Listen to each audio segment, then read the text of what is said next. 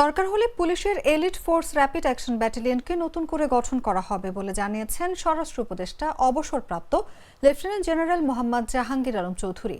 মঙ্গলবার সচিবালয়ে আইন শৃঙ্খলা সংক্রান্ত উপদেষ্টা পরিষদ কমিটির সভা শেষে সাংবাদিকদের এক প্রশ্নের জবাবে তিনি কথা জানান।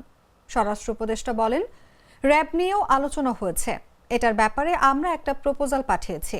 একটা নামের এবং আগামী সভায় এটা নিয়ে একটু চিন্তা ভাবনা করতে হবে। র্যাবের নাম পরিবর্তন হবে কিনা জানতে চাইলে তিনি বলেন, আগামী সভায় এটা নিয়ে সিদ্ধান্ত হবে।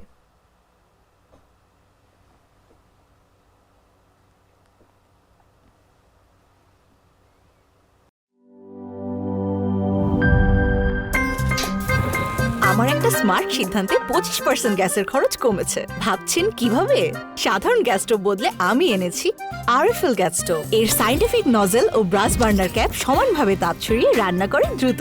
তাই গ্যাসও বাঁচায় 25%, টাকাও বাঁচে 25%। আরএফএল গ্যাস স্টোভ নিরাপদ ও গ্যাস সাশ্রয়ী।